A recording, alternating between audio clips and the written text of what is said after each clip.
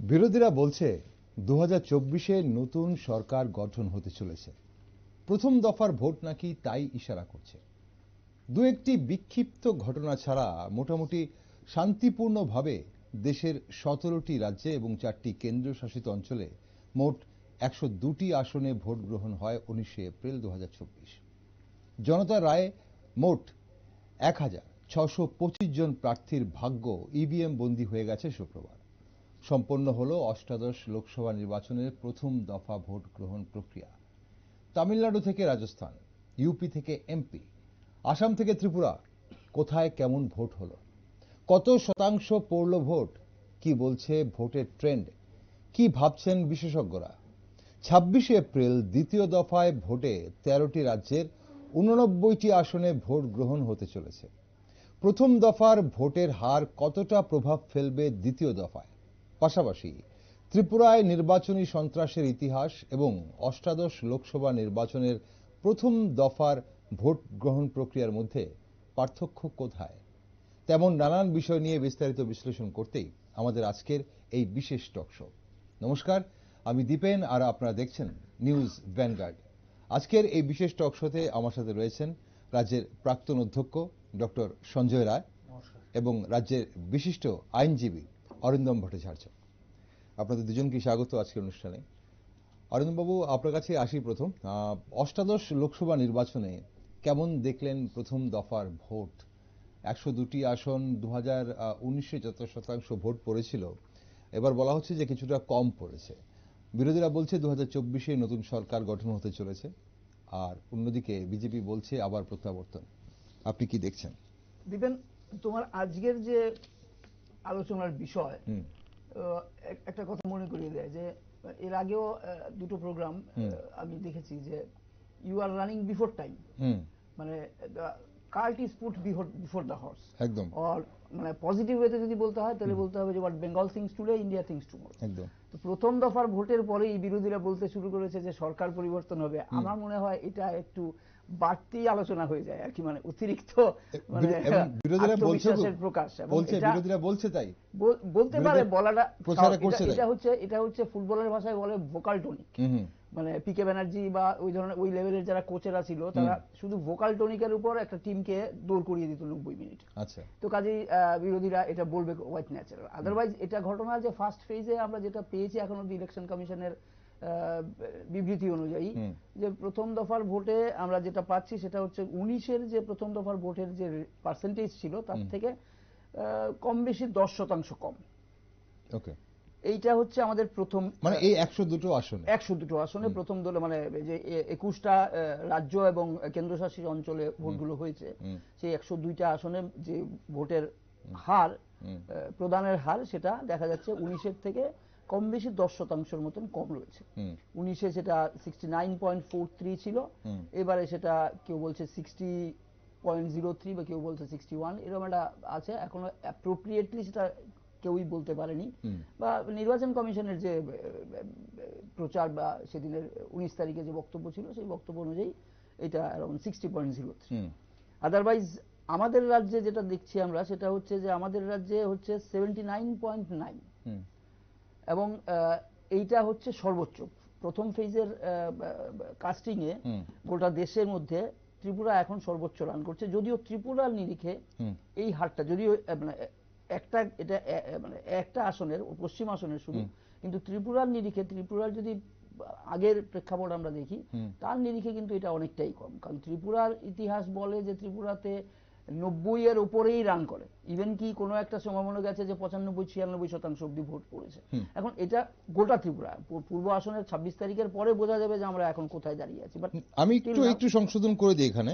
আজ যে election commission থেকে যে তথ্য দেওয়া হয়েছে সেখানে একদম বিস্তারিত তথ্য দেওয়া হয়েছে, বিভিন্ন কেন্দ্র ভিত্তিক, 30টা যে বিধানসভা কেন্দ্র আছে সেই কেন্দ্র ভিত্তিক, এবং ভোটার টার্নআউট ত্রিপুরাতে দেখানো হয়েছে 81.48%।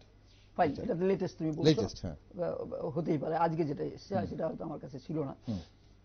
তো এইটাও মানে হ্যাঁ অবশ্যই মানে গোটা রাজ্যের হার তো এটা নয়, শুধু পশ্চিম ত্রিপুরা, আদারওয়াইজ এটা অনেকটাই বেশি যায়। বেঙ্গলে যে 3টে আসনে ভোট হয়েছে সেখানে দেখা যাচ্ছে 77.57% ভোট পড়েছে 3টে আসনের মধ্যে। রাজস্থানে পড়েছে 50.95%। নাগাল্যান্ডে এবার যথেষ্টই কম, সেটা 56.91, যেটা কিনা 19-এ ছিল অ্যাটলিস্ট 83%। এখন নাগাল্যান্ডে এটা বিশেষ কারণে হয়েছে, সেটা হচ্ছে এটা বিস্তীর্ণ অঞ্চলে প্রায় 20টা অ্যাসেম্বলি মানে সেগমেন্টে এবার ভোট বয়কটের ডাক দেওয়া হয়েছে। এই যে 6টা জেলা, 6টা ডিস্ট্রিক্ট, হ্যাঁ, বাস্তার ছত্তিশগড়ে, সেখানে যেটা 19-এ যেটা ভোট পড়েছিল এই কেন্দ্রে, বাস্তার কেন্দ্রে যেটা মাও অধ্যুষিত, সেখানে ভোট ছিল 63.41% পড়েছে এবার, কিন্তু সেটা 19-এ ছিল 66.26%। যদিও এটা একটা জিনিস মাথায় রাখতে হবে যে আমাদের কিন্তু এবারে এই ছত্তিশগড়ে বিজেপি সরকার গঠন করার পরেই, রিসেন্টলি বিজেপি সরকার গঠন করেছে বিধানসভা ভোটে জেতার পরে, ওখানে 100-এর বেশি কিন্তু মাওয়িস্ট, তথাকথিত মাওয়িস্ট এর মৃত্যু হয়েছে এনকাউন্টারে কেন্দ্রীয় বাহিনীর সঙ্গে। কিন্তু ভোটিং টার্ন আউটে দেখা যাচ্ছে যে 66.26 এর তুলনায় এবারে সেটা 63.41 হয়ে গেছে। আচ্ছা, তামিলনাড়ুতেও দেখা যাচ্ছে যে 2019-এ ছিল 72.44, কিন্তু এবারে এখন অবধি যেটা পাওয়া যাচ্ছে সেটা হচ্ছে 62.19। আচ্ছা, আন্দামান নিকোবরে 56.87। তো এবারে আরেকটা জিনিস যেটা বলেনি নির্বাচন কমিশন, সেটা হচ্ছে যে ইভিএম এর গোলযোগ কত শতাংশ বুথে হয়েছে বা ভোট কেন্দ্রে হয়েছে সেটা নিয়ে কিন্তু কমপ্লিটলি নীরব। এবং এখানে কিন্তু একটা এই বিষয়টা, এই যে নীরবতাটা এই প্রসঙ্গে, এটা কিন্তু একটু ইঙ্গিতবহ। কারণ আমি সবাই জানি আমরা যে সুপ্রিম কোর্টে কিন্তু বেশ কয়েকটা পাবলিক ইন্টারেস্ট লিটিগেশন চলছে in connection with this EVM VVPAT এবং ব্যালটে ফিরে যাওয়া যাবে যা উচিত কিনা, এই নিয়ে কিন্তু একটা জমজমাট চলছে। এখনো সুপ্রিম কোর্ট প্রথম দিকে যেরকম ইঙ্গিত রেখেছিল, পরবর্তী সময়ে সেটা একটু পরিবর্তন হয়েছে। গত যে 17 তারিখে যে শুনানিটা হয়েছে, ওখানে সুপ্রিম কোর্টের যে অবজারভেশন, তাতে দেখা যাচ্ছে যে ওরা বলতে চাইছে যে no going back to paper ballot. আচ্ছা, তো if not going back to paper ballot, then ভিভিপ্যাটটাও 100% গোনার যে দাবি বা পিআইএল এর যে উদ্দেশ্যটা আছে, সেটা কতদূর মানে হবে বিচার বিশ্লেষণের মধ্যে সুপ্রিম কোর্টের আসবে, সেটা নিয়ে একটু আলোচনা আছে গোটা দেশেই, বিশেষ করে নেটিজেনদের মধ্যে এই বিষয়টা নিয়ে যথেষ্ট চর্চা চলছে। তো এইটা একটা গুরুত্বপূর্ণ বিষয় এবারের নির্বাচনে, যে ইভিএম এর প্রসঙ্গটা কিন্তু election commission of India, ECI, যথেষ্ট দায়িত্ব নিয়ে ওটা একটু অ্যাভয়েড করে গেছে, অ্যাটলিস্ট ফার্স্ট ফেজে বা এখন অব্দি, আজকে অব্দি যেটা জানি। আদারওয়াইজ এই হচ্ছে আমাদের আপাতত স্ট্যাটিস্টিক্যালি যদি আমরা দেখি অল ইন্ডিয়া লেভেলে এবং ত্রিপুরা। এবং ত্রিপুরার আরেকটা জিনিস যেটা হয়েছে সেটা হচ্ছে যে ত্রিপুরার একটা বাই ইলেকশন হচ্ছে বিধানসভার 7 রামনগর কেন্দ্রে। ওখানেও কিন্তু মানে সারপ্রাইজিংলি ভোটার পার্সেন্টেজ কিন্তু যথেষ্টই কম, সেটা একদম ডিপ করেছে। সেটা অ্যাসেম্বলি ইলেকশনে এবার যেটা হয়েছে সেটা হচ্ছে তোমার বোধহয় 70% সামথিং, 76 সামথিং সেরকমই হয়েছে। এটা ইট ইজ নট ইউজুয়াল, এটা মানে যথেষ্ট অ্যালার্মিং। তার জন্য অনেকেই অনেক রকম স্পেকুলেশন করছে, যেটা তুমি শুরুতেই বলার চেষ্টা করছিলে যে ওই লো পার্সেন্টেজ অফ ভোট মানে সরকার পরিবর্তনের লক্ষণ। তো এটা it is before time to say speak like this, এই মুহূর্তে সেটা বলা মনে হয় সঠিক হবে না। এবং আরেকটা জিনিসের ক্ষেত্রে আমি যেটা বলতে চাইবো সেটা হচ্ছে যে বিগত যে 12টা লোকসভা নির্বাচন হয়েছে, এখানে একটু সংশোধন করে দিই, 71.19% আজ যা রিপোর্ট দিয়েছে 7 রামনগর 71.19%। এক্স্যাক্টলি। এখন কথা হচ্ছে যে এই যে তুমি যেটা বলছিলে যে বিরোধীরা বলছে, এখন এইটা কিন্তু বেসিক্যালি প্রথম কথা, এটা মানে too early to speak on this, but যদি তুমি ট্রেন্ডের কথা বলো তাহলে যেটা দেখা যায় যে বিগত 12টা লোকসভা নির্বাচনে 5টা লোকসভা নির্বাচনে এই ধরনের লো টার্ন আউট হয়েছিল। আচ্ছা, কিন্তু সেই 5টা লোকসভা নির্বাচনের লো টার্ন আউটে 4টে ফলাফলের ফলে যারা সরকারে আসীন ছিলেন তারা সরকার ছেড়ে বেরিয়ে আসতে বাধ্য হয়েছে। আচ্ছা, মানে পরিবর্তন হয়েছে। আমি বলছি তোমাকে 4 out of 5 in the last 12 elections। ওকে, যখন ভোট কমেছে 1980-তে Janata party went out of power। Okay, ঠিক আছে, জনতা আউট হয়েছে, মানে যেটা ওই ইন্দিরা মানে জরুরি অবস্থার পরে 77-78 সরকার জনতা দল সরকার গঠন করার পরে, জনতা পার্টি সরকার গঠন করার পরে 80-তে কিন্তু ওরা লো টার্ন আউটের পরে সরকার থেকে চলে যেতে বাধ্য হয়েছে, কংগ্রেস ক্ষমতায় চলে এসেছে। সিমিলারলি 1989-এ লো টার্ন আউটের ফলে কংগ্রেস কিন্তু সরকার ছাড়তে বাধ্য হয়েছে এবং ভিপি সিং এর সরকার চলে এসেছে। আচ্ছা, 91-এ আবার এই লো টার্ন আউটের ফলে ভিপি সিং এর সরকার বেরিয়ে যেতে বাধ্য হয়েছে, কংগ্রেস আবার ক্ষমতায় ফিরে এসেছে।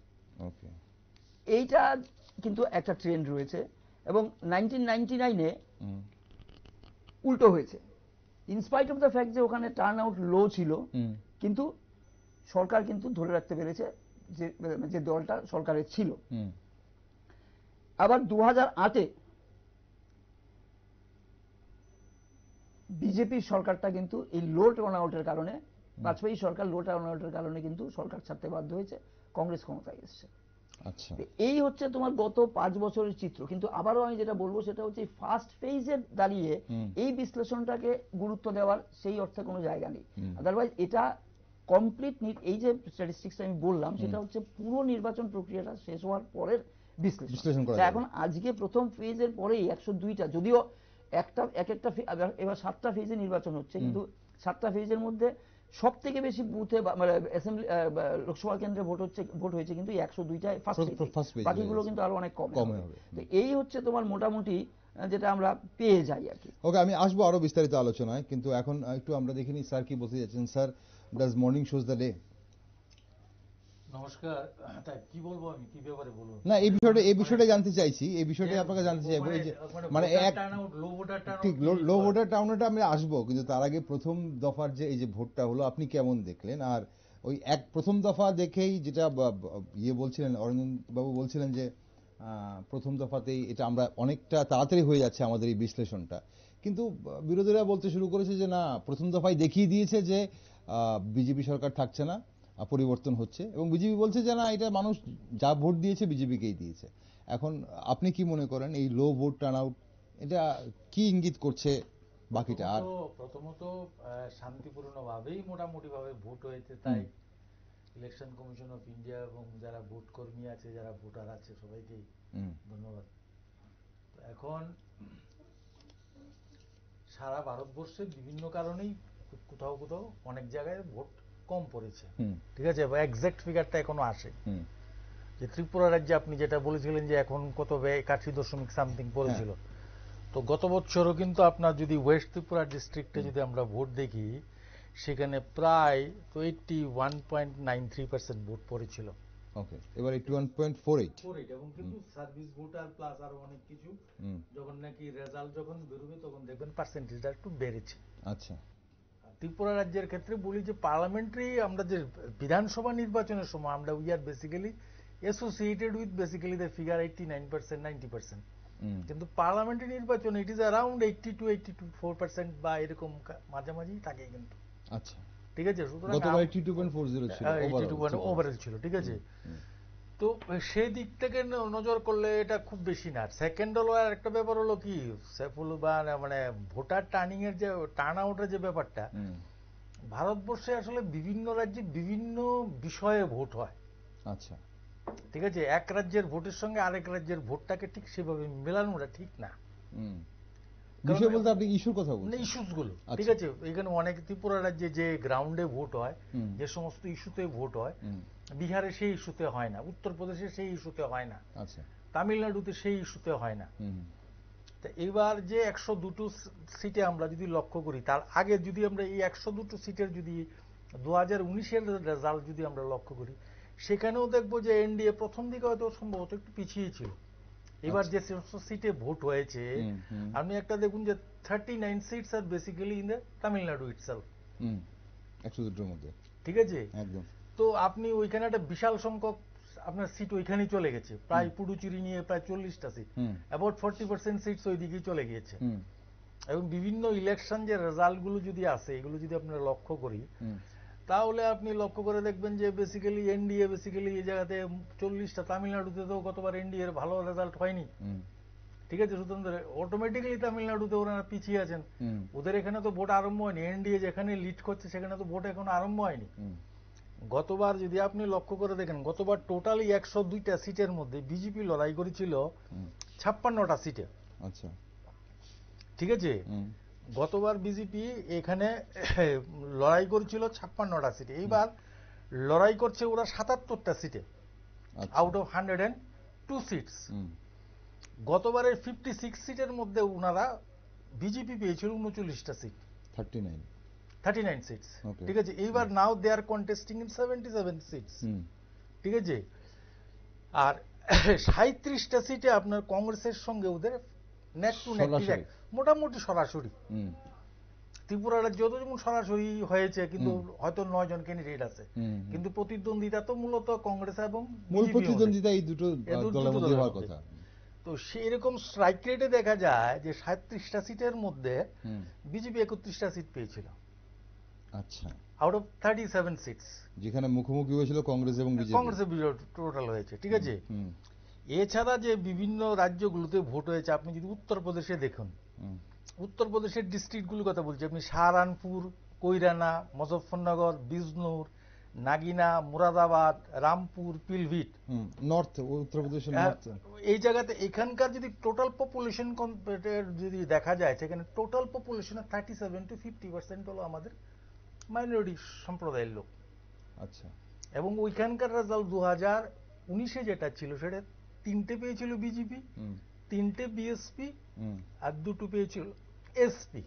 আচ্ছা, ঠিক আছে, তো এইবার তো ন্যাচারালি তো এই যে জায়গাগুলোতে হচ্ছে, সুতরাং এনডিএ জানে বেসিক্যালি যে এই সিটটাগুলি এই অবস্থা। যদি আমি যদি ইউপির কথাটা বলি আর কি, তো নাও কামিং ব্যাক টু, আপনি যদি মধ্যপ্রদেশে লক্ষ্য করে দেখেন, মধ্যপ্রদেশে এবার যে নির্বাচন হচ্ছে, মধ্যপ্রদেশে কটা সিটে হচ্ছে? 6টা সিটে। প্রথম দফা 6টা সিট। এই 6টা সিটের মধ্যে 5টা 5:1 ছিল বিজেপির। আচ্ছা, ঠিক আছে, 5টা ছিল বিজেপি। এবং আমরা গত কিছুদিন আগে মধ্যপ্রদেশে নির্বাচন হয়ে গিয়েছে, ছত্তিশগড়ে মাত্র একটা সিটে হয়েছে, যেটা নাকি অরিন্দম বাবু বলছিলেন বস্তার, এখানে ট্রাইবেল বেল্টে। তো রাজস্থানে 12টা সিটের নির্বাচন হচ্ছে। রাজস্থানে কদিন আগে আমাদের নির্বাচন, রাজ্যের নির্বাচন হয়ে গিয়েছে, এবং গত বছরও বিজেপি সেখান থেকে প্রায় ক্লিন সুইপই করেছিল। তো কিন্তু লোকসভায় নির্বাচন, কিন্তু এখানে এবারও যে ব্যাপারটা আমরা বিভিন্ন জায়গায় দেখতে পাচ্ছি, যে এখানে কিন্তু বিজেপির প্লাস পয়েন্টও আছে, মাইনাস পয়েন্টও আছে কিছু। কিরকম? এখানে দেয়ার ইজ এ প্রবলেম হলো গ্যালট ভার্সেস পাইলটের মধ্যে একটা দ্বৈরথ চলছে। এটা কিন্তু এখনো কতখানি মিটেছে আমরা বলতে পারি না রাজস্থানে। সেখানে আবার দুটো জিনিস আছে। একটা জিনিস যেটা হলো যে ভরতপুর এবং ডোলপুরে জাট সম্প্রদায় যারা আছে, ওনারা কিন্তু ওবিসি রিজার্ভেশন চেয়েছে। ঠিক আছে, এটা নিয়ে বিজেপি একটু ব্যাকফুটে আছে। আচ্ছা, ঠিক আছে, সুতরাং রাজস্থানে তো যে গতবার 12টার মধ্যে এবার কটা পাবে সেটা মানে বলাটা কিরকম ঠিক বলা যাচ্ছে না। উত্তরাখণ্ডে 5টা সিটের নির্বাচন হয়েছে। উত্তরাখণ্ডে তো গতবার অলরেডি ওদের 5টা আছে। ঠিক আছে, এবং গভর্নমেন্ট ইজ দেয়ার। আমি এই কথাগুলো গভর্নমেন্টকে বলছি কারণ কি, ব্যাপারটা হলো একটা নির্বাচনে আমরা এটা জানি যে লো টার্ন আউট রেট মানে কিন্তু এটা কিন্তু এন্টি ইনকামবেন্সির ইম্প্যাক্ট কম। আচ্ছা, ঠিক আছে, সুতরাং মানে কি আপনার যদি হাই টার্ন আউট হয়, তাহলে আপনার গভর্নমেন্টের এগেইনস্টে হয়।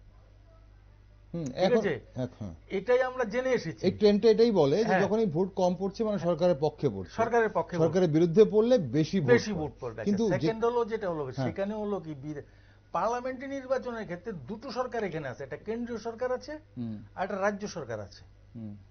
ঠিক আছে, আমি যে কয়েকটা স্টেটের নাম বললাম, যে তামিলনাড়ুর ক্ষেত্রে যেমন ভোট যেমন কম পড়ে, যেটা যদি তামিলনাড়ু গভর্নমেন্টের পক্ষে যায়, তাহলে যে রাজস্থান বলুন বা মধ্যপ্রদেশ বলুন বা মহারাষ্ট্র বলুন বা উত্তরাখণ্ড বলুন, এই সমস্ত জায়গায় যে লো টার্ন আউট হয়েছে, তার জন্য আমার মনে হয় না এনডিএর খুব বেশি ওরিড হওয়ার কোনো ব্যাপার আছে। আচ্ছা, আমি পার্সোনালি যা বুঝি, মানে দেখেছি, এবং সারা ভারতবর্ষের যে টোটাল যে ইলেকশন মুহূর্তে বিভিন্ন জায়গায় যে পর্যালোচনা বা বিভিন্ন যে রিপোর্ট আমরা দেখেছি, সেটা দেখে যেটা বোঝা যাচ্ছে সেটা হলো কি, বেসিক্যালি বিরোধীরা তো আপনার বেসিক্যালি মানে ঐক্যবদ্ধ হয়েও ঐক্যবদ্ধ হতে পারছে না। কারণ কি আপনি যদি কয়দিন আগে যদি এই আমাদের রাহুল গান্ধীর স্টেটমেন্ট কেরালায় শুনুন, ত্রিপুরা রাজ্যে হয়তো সিপিএম এবং কংগ্রেস হয়তো ওনারা জোট করেছে, কিন্তু ওখানে উনি অন্যরকম মন্তব্য করেন। আমি সেই বিষয়ে আসবো স্যার, কিন্তু আমি যেটা বলছিলাম কেমিস্ট্রিটা বোঝানোর জন্য আপনি যেটা বলছেন, কিন্তু বলছি সুতরাং ওই যে এন্টি ইনকামবেন্সি ফ্যাক্টরটা যেটা নাকি যদি হাই ভোটার টার্ন আউট হতো তাহলে হয়তো এটা স্টেট গভর্নমেন্টের বিরুদ্ধে, স্টেট গভর্নমেন্টের কাজেও নারাজ হয়ে কিন্তু অনেকে কিন্তু হতো। আপনি যখন ওয়েস্ট বেঙ্গলে যখন নাকি এবার নির্বাচন 3টে সিটে হয়েছে, আলিপুরদুয়ার, কুচবিহার আর একটা বোধ সম্ভবত আলিপুরদুয়ার, কুচবিহার আর একটা জলপাইগুড়ি, 3টে সিটে আপনি দেখবেন ওইখানে গতবার থেকে ভোটার টার্ন আউট কম হয়েছে। তাই বেসিক্যালি তৃণমূল যারা করতো, তৃণমূল সাপোর্ট দে আর বেসিক্যালি রিজয়েসিং, আনন্দ প্রকাশ করছে, কারণ কি ভোটার টার্ন আউটটা তাদের কম হয়েছে। কিন্তু স্যার আমরা যদি হিসেবটা যদি দেখি, তাহলে 2019 লোকসভা নির্বাচনের আগ মুহূর্তে তো কংগ্রেসের সরকার ছিল, স্টেট গভর্নমেন্ট, মধ্যপ্রদেশ, রাজস্থানে, কর্ণাটক, মধ্যপ্রদেশ, রাজস্থান, 3টে বিধানসভা নির্বাচনে কংগ্রেস এসেছিল, কিন্তু লোকসভা নির্বাচনে পুরো সুইপ হয়ে গেল। 18 শেষে বিধানসভা নির্বাচনে কংগ্রেস এসেছে কর্ণাটক, রাজস্থান, মধ্যপ্রদেশ, কিন্তু 19-এর লোকসভা নির্বাচনে দেখা গেছে উল্টো হয়ে গেছে। আমি যে কথাটা বলছি, মানে আমি যে কথাটা বলছি, লোয়ার ভোটার টার্ন আউট নিয়ে যে মানে একটা সরকার চলে এসেছে, সরকার পাল্টে গেছে, this is absolutely, this is not a, মানে এটা দিয়ে ভিত্তি করে একটা কনক্লুশনে আসার মতো না। আমি অরিন্দম বাবুর সঙ্গে পার্সিয়ালি আমি একমত, কারণ কি বিভিন্ন রাজ্যে বিভিন্ন ইস্যুতে ভোট হয় না। এখন শুধু এই যে লো টার্ন আউটটা অরিন্দম বাবু যে হিসাবগুলো দেখালেন 1980, 1989, 91, 99, 2008, এই যে লো টার্ন আউটের ফলে সরকার পরিবর্তন, লো টার্ন আউটের ফলে প্রত্যেকটা, এবং ওই ভোটটা ওই রাজ্য সরকারের এগেইনস্টে ছিল কিনা, রাজ্য সরকার কে ছিল, প্রত্যেকটি রাজ্য খুঁজে খুঁজে বের করতে হবে। আমি আপনাকে তো প্রত্যেকটা রাজ্য এসে খুঁজে খুঁজে বের করে, এখানে যদি আমরা এবার দেখি, আমরা যে 17টা রাজ্য এবং 4টি কেন্দ্রশাসিত অঞ্চলের মধ্যে 1, 2, 3, 4 মানে 4টে জম্মু কাশ্মীর, মহারাষ্ট্র, মেঘালয় এবং উত্তরপ্রদেশকে ছেড়ে দিলে প্রথম দফায় বাকি যে 19-এর যে গড়, 19-এর গড়ের সঙ্গে এবারের গড় বাকি সবগুলোরই ভোট কমেছে। তার মানে কি এখান থেকে তো দুটো জিনিস, একটা হলো যে এন্টি ইনকামবেন্সি ফ্যাক্টরটা বিভিন্ন রাজ্য যে সরকারগুলো আছে তাদের এগেইনস্টে নয়, ঠিক আছে। আমি বলছি তামিলনাড়ুতে হয়তো ইন্ডিয়া জোট, ইন্ডিয়া অ্যালায়েন্স হয়তো বেটার, মানে আপনি বলছেন স্টেট গভর্নমেন্টের এগেইনস্টে অ্যান্টি ইনকামবেন্সি নেই, অ্যান্টি ইনকাম, কারণ কিছুটা তো তার তো রিফ্লেকশন আসবেই, রিফ্লেকশন আসতে বাধ্য তার, কারণ কি, কারণ যখন নাকি এটাকে আলাদা করে দেখার কোনো মানে নেই যে সবটাই মানে যে একমাত্র কেন্দ্রীয় সরকারের, মোদী সরকারের পারফরমেন্স দিয়ে সেটা চলে এসেছে, ঠিক আছে। তাছাড়াও বিভিন্ন ফ্যাক্টর থাকে, আপনি বিহারের লো টার্ন আউটের ক্ষেত্রে যদি আপনি লক্ষ্য করে দেখেন, বিহারের লো টার্ন আউট হয়েছে, hit wave is also a factor. আচ্ছা, মানুষ এই যে 50 ডিগ্রি বা 45 ডিগ্রি, 46 ডিগ্রি হিট ওয়েভে কি করে ভোট দিতে যাবে, এটা is also a factor. Excessive rain হলে এটাও একটা ফ্যাক্টর। আর সেকেন্ড হলো বিহারের ক্ষেত্রে, সেখানে হলো আপনি যদি জাতিগতভাবে ভোট হয়, সেখানে আপনি লক্ষ্য করে দেখবেন যে হয়তো কোনো একটা কমিউনিটি হয়তো ভোট দিতেই যায়নি, বা একটা কমিউনিটিকে ব্লক করে দেওয়া হয়েছে।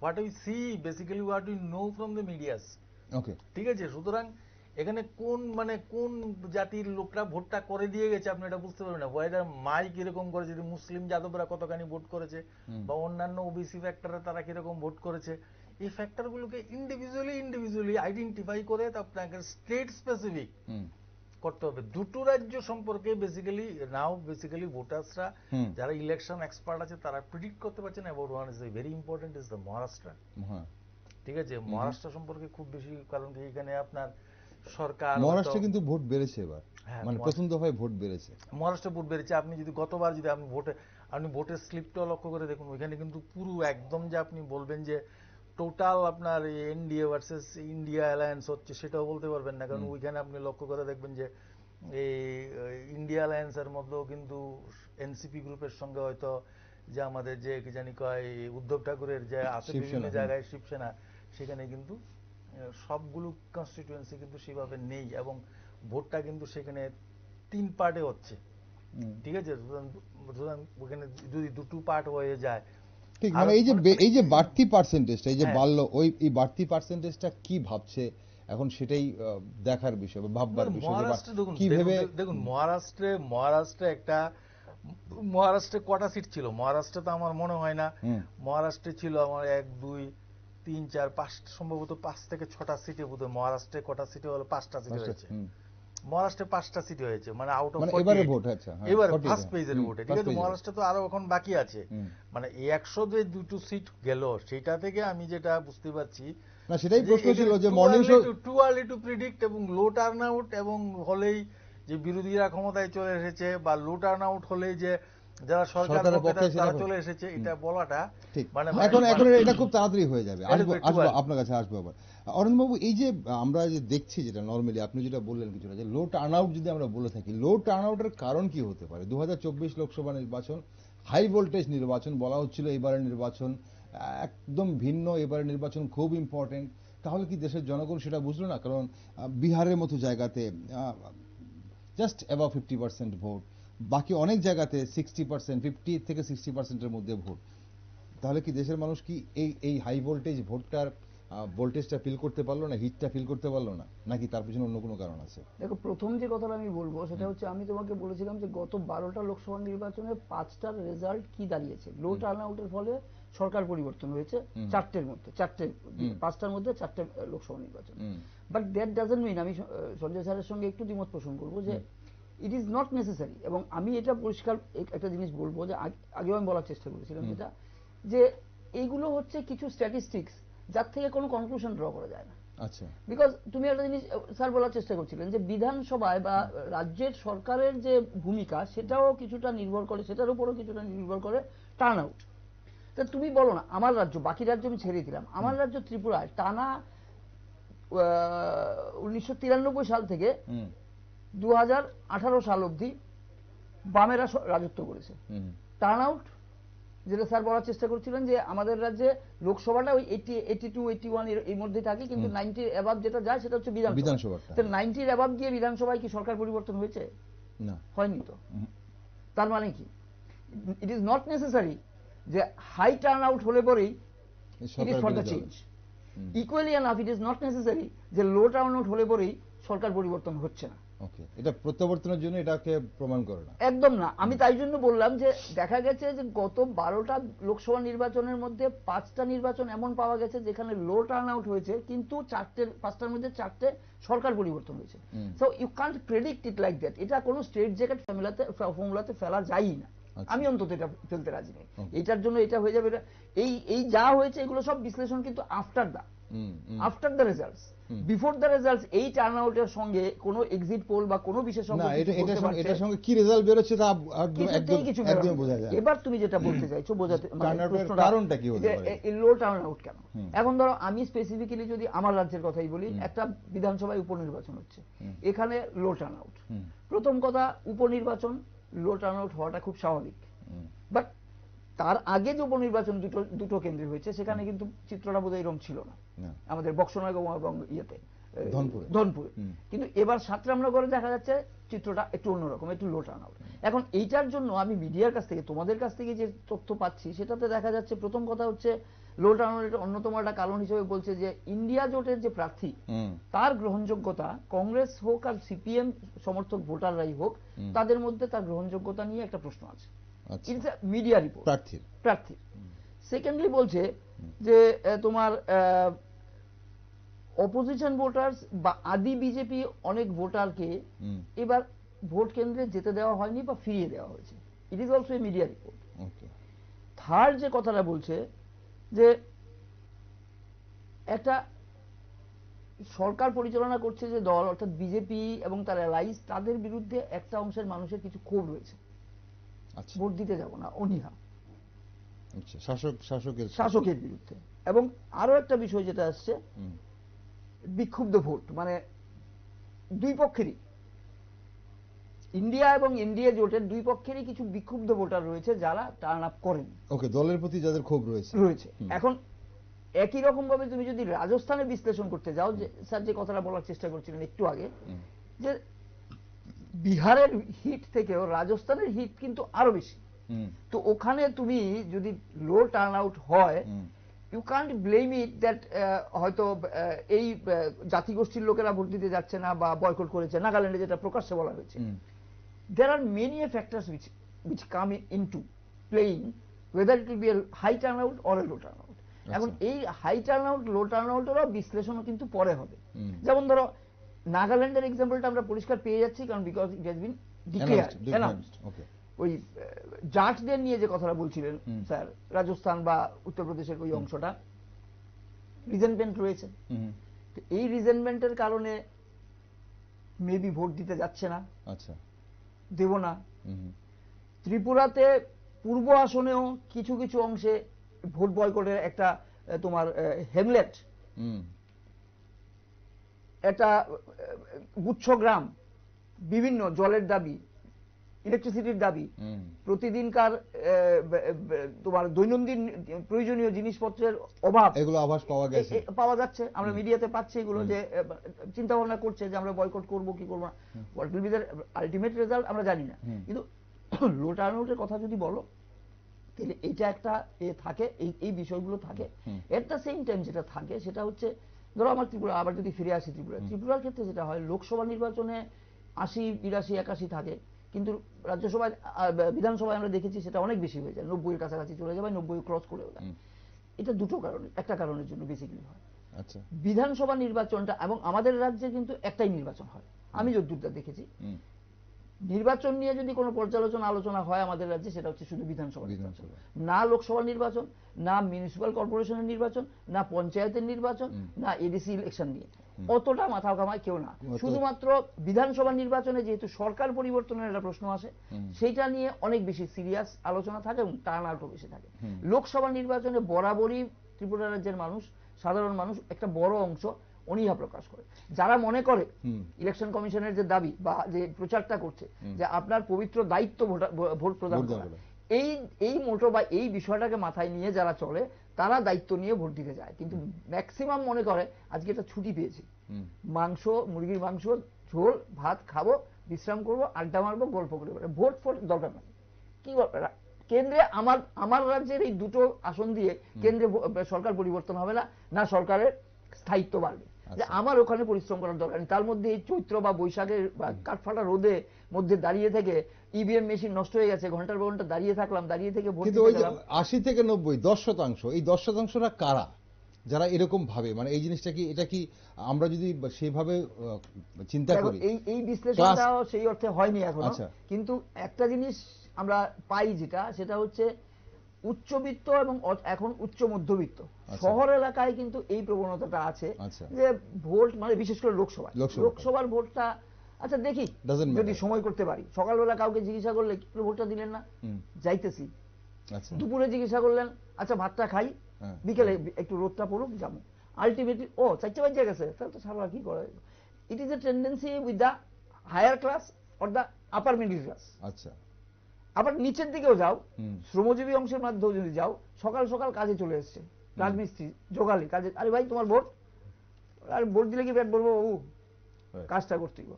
তো দেয়ার আর মেনি ফ্যাক্টরস, অনেকগুলো বিষয় কাজ করে। এগুলো সবকটাই হচ্ছে, আমি যেটা বলবো যে আমরা এখানে বসে আলোচনা করছি ঠিক, কিন্তু এগুলোর কোনোটারই কোনো স্ট্রেট জ্যাকেট ফর্মুলাতে ফেলার কোনো সুযোগ নাই। যখন যেটা হচ্ছে আমরা দেখছি, ওটা নিয়ে বিশ্লেষণ করছি, বাট ওই যে ওটা বিজ্ঞান নয়। Weather political science is a science or not বলে একটা প্রশ্ন ছিল প্রথম দিন থেকে। তো এখানেও সেই কথাই বলবো যে এই যে বিশ্লেষণগুলো করছে, এগুলো কিন্তু সবই হচ্ছে after the incident. You cannot predict on this analysis, you cannot predict the future. কেউ করতে পারেনি এখন। ওকে স্যার, আসবো আপনার কাছে। স্যার, এই যে এই ব্যাপারটা, যে ভোটের টার্ন আউটটা এবার দেখা যাচ্ছে যে ম্যাক্সিমাম স্টেটসে বা ইউনিয়ন টেরিটরিজে কম পড়ছে এবার, 2019-এর তুলনায়, এভারেজের তুলনায় এবারে প্রথম দফায় কমই পড়েছে অন এভারেজ। এই কম পড়ার কারণটা কি, এটা একটা প্রশ্ন। একটা হচ্ছে যে এই যে ভোট বয়কট, এই যে আমরা দেখলাম নাগাল্যান্ডে 6টি ডিস্ট্রিক্টে ভোট বয়কট করা হচ্ছে, অলমোস্ট 20 বুথসে। যদিও মণিপুর থেকে রিপোলিং এর খবর আসছে 22 এপ্রিল, খুব সম্ভবত 11টি বুথে মণিপুরে আবার রিপোল হবে। এখন আমাদের রাজ্যেও এই ভোট বয়কটের একটা আভাস, এরকম একটা আওয়াজ গুঞ্জন শোনা গেছিল, যদিও কোনো এই মুহূর্তে কোনো পারফেক্ট খবর নেই তার। এখন ডাজ ভোট বয়কট ম্যাটার, মানে এটা কি সত্যি কোনো প্রভাব ফেলে? এটার সঙ্গে একটু জুড়ে দিতে চাইবো, ভোটের টার্ন আউট বা ভোট বয়কট এগুলো কি কোনো ম্যাটার করে কি?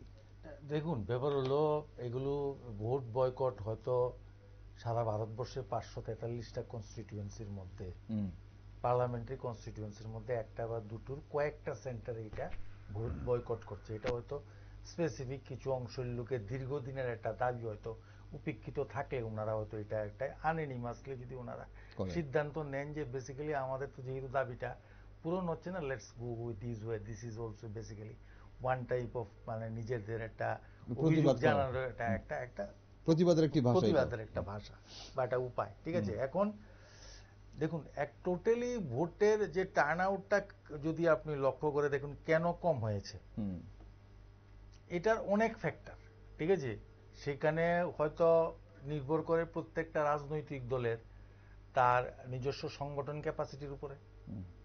ঠিক আছে, আর জনগণের ইন্টারেস্টের উপরে একটা ব্যাপার আছে। আচ্ছা, জনগণ যদি আপনি বলছিলেন যে 18তম লোকসভা নির্বাচনে জনগণ তো এতটা আমরা বলছি ইট ইজ ভেরি ইম্পর্টেন্ট, কিন্তু জনগণ ততটা উদ্বুদ্ধ হচ্ছে না দেখা যাচ্ছে। তার পিছনে হয়তো দুটো তিনটে কারণ হতে পারে। একটা হয়তো একটা ফরগন কনক্লুশন হতে পারে যে হয়তো এবার যারা সরকারে আছে ওনারা আসবেই, বিরোধী পক্ষে যারা আছে ওনারা হয়তো ঠিক আছে সবাইকে যারা আছে ওনাদের মানে আপনি বলছেন হাল ছেড়ে দেওয়ার মতো একটা অবস্থা, এটাও একটা ফ্যাক্টর হতে পারে।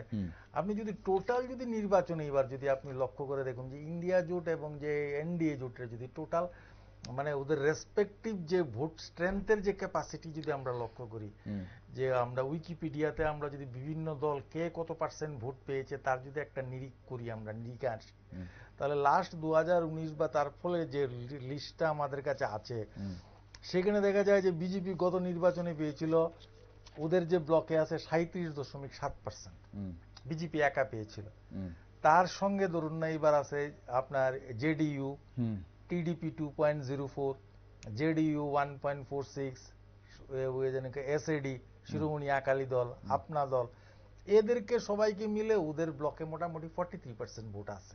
আচ্ছা, মিনিমাম।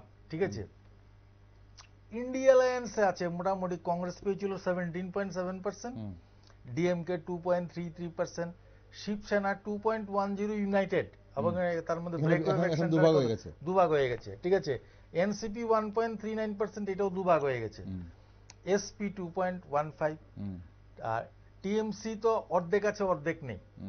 ঠিক আছে, কারণ পশ্চিমবঙ্গে ওদের কোনো আতাতে যায়নি ওরা। আরজেডি 1.08, আপ 0.044, তাও দিল্লিতে, তাও পাঞ্জাবটা বাদ দিলে। জেএমএম ঝাড়খণ্ড মুক্তি মোর্চা হয়েছে 0.31।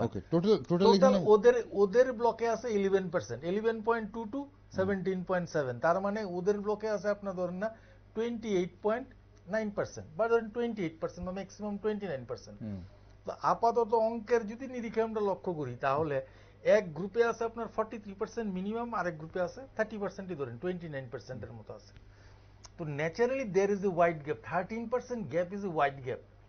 এছাড়া আপনার আরো কিছু দল আছে। জয় পরাজয়ের মধ্যে কি স্যার এই হিসাবটা কি মানে ফ্যাক্টর হয়ে দাঁড়াবে যখন ইন্ডিয়া মঞ্চে যখন বিরোধীরা আপনি বলছেন যে ধরুন এসপি আর কংগ্রেস কথা ইউপিতে এসপি আর কংগ্রেস তো এই ভোটটাতে এক হয়ে গেল, কিন্তু আগের বার তো এটা হয়ে ভাগাভাগি হয়ে এটা গেইন হয়েছিল। লক্ষ্য করে দেখুন তো বিজেপি যে আপনার যদি ইউপিতে লক্ষ্য করে দেখুন, বিজেপির ইউপিতে ভোট 37.7%, এটা অল ইন্ডিয়া বেসিসে আমি বলেছি।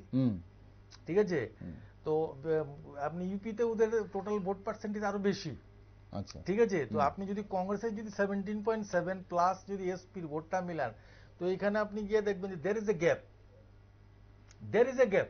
ঠিক আছে, তো এখন আবার যদি রেসপেক্টিভ স্টেটে বা যদি স্টেট হিসাবে যদি আবার চলে আসেন, ঠিক আছে, যদি আবার যদি তামিলনাড়ুতে যান, তামিলনাড়ুতে গেলে কিন্তু এটা তো 37.7% অল ইন্ডিয়া বেসিস পিকচার, কিন্তু বিজেপির লাস্ট টাইম কত পার্সেন্ট ভোট ছিল? ইট ওয়াজ ভেরি লেস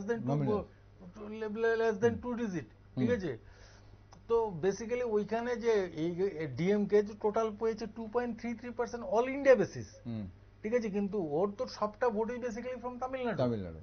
ঠিক আছে, এই জন্য বলছি যে অ্যান্টি ইনকামবেন্সি প্লাস অন্যান্য যে ফ্যাক্টরগুলো আছে, আপনি অপোজিশন ইন্ডিয়া অ্যালায়েন্সের যে টোটাল রাজ্যগুলো আছে আপনি লক্ষ্য করে দেখুন, তাহলে যে সমস্ত জায়গাগুলো আছে ওইখানে ওনারা ভালো রেজাল্ট করবেন। কিন্তু এছাড়া যেটা ব্যাপার আছে সেটা হলো বিজেপি কিন্তু অল ইন্ডিয়া বেসিসে তার কিন্তু 37.7%, আর কংগ্রেসের কিন্তু 17.7%, দ্যাট ইজ 20% একটা ডিফারেন্স আছে সেখানে। ওকে, কংগ্রেসের সাথে বেশি। আর মেইন যেটা আপনি একটা লক্ষ্য করে দেখবেন যে কংগ্রেস এবং যদি বিজেপি যখনই হেড টু হেড কন্টেস্ট হচ্ছে, সেটা 2014তেই হোক বা 2019এই হোক, সেটা দেখেছি প্রায় স্ট্রাইক রেট ইজ 85 to 90% এর মধ্যে বিজেপির পক্ষে। ঠিক আছে, তো সুতরাং জনসাধারণের মধ্যে this may B A perception, ঠিক আছে, যে হয়তো, এবং সেকেন্ড হলো এরকমও হতে পারে যে বিরোধী তারা দিতে পারেনি, সেইভাবে উদ্বুদ্ধ করতে পারেনি অন্তত বিজেপি রুল স্টেট গুলোতে। ঠিক আছে, হয়তো তামিলনাড়ুতে হয়তো বা পশ্চিমবঙ্গে হয়তো যে টিএমসি বা ডিএমকে যতটা মোবিলাইজ করতে পেরেছে ওদের ভোটারদেরকে, they failed in basically in UP, Maharashtra, Uttarakhand, Madhya Pradesh, রাজস্থানে হয়তো পারেনি। ঠিক আছে, সুতরাং এখন এই ভোটটা কার ভোট? এই পার্সেন্টেজ অফ ভোটটা না, এখন ব্যাপার হলো যার অর্গানাইজেশনাল স্ট্রেংথ ভালো, যেটা বলছিলাম, তারা যদি তাদের ভোটটাকে যদি কনসোলিডেট করতে পারে, আর একটা সেক্টর নিশ্চয়ই করতে পারেনি, তাই তো ভোটার টার্নআউটটা কম হয়েছে। আর তার মধ্যে একটা ফ্যাক্টর হলো heat wave is a factor. আর সামান্য যে অন্যান্য ওই যে বিভিন্ন যে চাপা ক্ষোভ বা বিক্ষুব্ধরা, এটার কিছু কিছু তার প্রভাব অনেক জায়গাতেই আছে। ওকে, অনুষ্ঠানের সময় ফুরিয়ে গেছে। একটা ছোট্ট একটা যে প্রশ্ন, এটা আলোচনা করার সময় নেই, প্রশ্নই এই যে ভোটের হার এবং প্রথম দফায় ভোটের হার বা বিভিন্ন রাজ্যে যে ভোট কমছে, হারটা কমেছে, টার্নআউটটা কমেছে, এগুলোর প্রভাব কি পূর্ব ত্রিপুরা আসনে, বা শুধু পূর্ব ত্রিপুরা আসনে নয়, দ্বিতীয় পর্যায়ে বাকি যে 6টা দফা এখনো রয়েছে, এগুলোতে আগামী দিনে পড়বে বলে মনে হয়? যারা কনসার্নড ভোটার, যারা এইসব খবর রাখে বা যারা এই ধরনের অ্যানালাইসিস শুনছে বা দেখছে, তাদের উপর পড়বে বলে মনে করেন? দেখুন, পূর্ব ত্রিপুরা আসনে আমার মনে হয় গতবারও আমাদের পশ্চিম ত্রিপুরা থেকে বেশি ভোট পড়েছিল। আর আমাদের যে হিস্টোরিক্যালি আপনি লক্ষ্য করে দেখবেন যে আমাদের নর্থ ত্রিপুরা বা পশ্চিম আমাদের যেমন যে খোয়াইয়ের যে পার্ট, ঠিক আছে, ওইদিকে কিন্তু কম্পারেটিভলি ওয়েস্ট ত্রিপুরা থেকে বা একটু বেশি ভোট পড়ে। সুতরাং আই এম হোপফুল যে পূর্ব ত্রিপুরা আসনে, মানে যে পশ্চিম ত্রিপুরা আসনে যা ভোট পড়েছে তার থেকে গতবার তো বেশি পড়েছিল, এবারও আশা করি বেশি ভোট পড়বে। আর সেকেন্ড হলো যে হায়ার টার্নআউট, ভোটার টার্নআউট গতবার সর্বভারতবর্ষের প্রেক্ষিতে আলটিমেটলি অ্যাভারেজ যেটা ছিল 66%। ঠিক আছে, এটা হয়তো সেকেন্ড ফেজে বাড়বে কি না পারবে, ওটা কোন রাজ্যগুলিতে কোন সিট হচ্ছে এবং প্রত্যেকটা দলের রাজনৈতিক দলগুলির নিজস্ব সাংগঠনিক শক্তি এবং প্রচারের উপর নির্ভর করবে, সেটা কতখানি কোন দিকে নিতে পারবে। ঠিক আছে, সেটা আমার মনে হয় ব্যক্তিগত। এবং তার মধ্যে একটা ব্যাপার হলো এখন বিরোধীরা কিভাবে প্রচারটাকে সেভাবে জমিয়ে নিতে পারবেন। বিরোধীরা প্রচার শুরু করেছেন অলরেডি, আরো বিস্তারিত আমরা জানবো বিরোধীদের প্রচার। শেষ, অরবিন্দবাবু, আপনি কি মনে করেন এই বিষয়টাতে? দেখো, প্রথম পর্যায়ে গোটা দেশ বা পশ্চিম ত্রিপুরা আসনে যে পরিমাণ ভোট হয়েছে বা যে হারে ভোট হয়েছে, সেটার উপরে নির্ভর করবে পূর্ব ত্রিপুরার আসন। ইট ইজ নট নির্ভর না, মানে প্রভাব ফেলবে কিনা। এটা দেখো, একটা কথা কি, মানে দীর্ঘদিন আগে পশ্চিমবাংলার প্রাক্তন মুখ্যমন্ত্রী প্রয়াত সিদ্ধার্থ শঙ্কর রায়, আচ্ছা, কেন্দ্রীয় মন্ত্রীও একটা সময় ছিলেন, উনি একটা কথা মানে কয়েনেজ করেছিলেন, সেটা হচ্ছে সায়েন্টিফিক রিগিং। অর্থাৎ 78 সালের পর থেকে টানা 35 বছর পশ্চিমবাংলায় বামেরা শাসন করেছে। 90-এর গোড়ায় এসে উনি প্রথম এই শব্দটা ব্যবহার করলেন, সেটা হচ্ছে সায়েন্টিফিক রিগিং। এবং পরবর্তী সময় মমতা ব্যানার্জি ওটাকে আরেকটু এগিয়ে নিয়ে গেছে।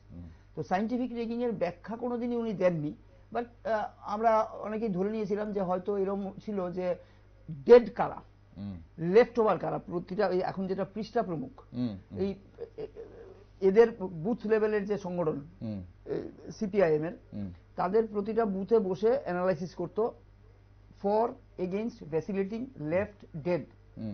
তো এই লেফট আর ডেড এর ভোটটা বাক্সে ফেলতো। এটা ছিল মোটামুটি সায়েন্টিফিক রিগিং এর একটা মানে বলা যেতে পারে, ব্যাখ্যা বলা যেতে একটা পদ্ধতি। এখন এই সায়েন্টিফিক রিগিং এর তোমাদের মিডিয়ার দৌলতে যেটা জানতে পারছি, যেটা বুঝতে পারছি, সেটা হচ্ছে এবার ত্রিপুরা রাজ্যে কিন্তু violence free over and above, মানে ওভারঅল সিচুয়েশন দেখলে দু একটা বিক্ষিপ্ত ঘটনা ছাড়া ইজ সন্ত্রাস মুক্ত, একদম violence free. But the thing is that, বলছে সবাই যে উৎসবের মেজাজে ভোট হয়েছে, মানে সরকার পক্ষ বলছে উৎসবের মেজাজে ভোট হয়েছে। কথা হচ্ছে ধর্ম যার যার, উৎসব সবার। তা আমার প্রশ্ন হচ্ছে, বুথ কেন্দ্রের 200 মিটারের বাইরে যে বুথ ক্যাম্পগুলো হয় স্ব দলের, সেখানে আমরা এবার যেটা দেখলাম সেটা হচ্ছে শুধুমাত্র শাসক দলের বুথ কেন্দ্রগুলোতে জমায়েত, আড্ডা, গল্প, খাওয়া দাওয়া সবকিছু হয়েছে। কিন্তু তার পাশেই বিরোধী পক্ষের এই বুথ ক্যাম্পগুলো কোথায়?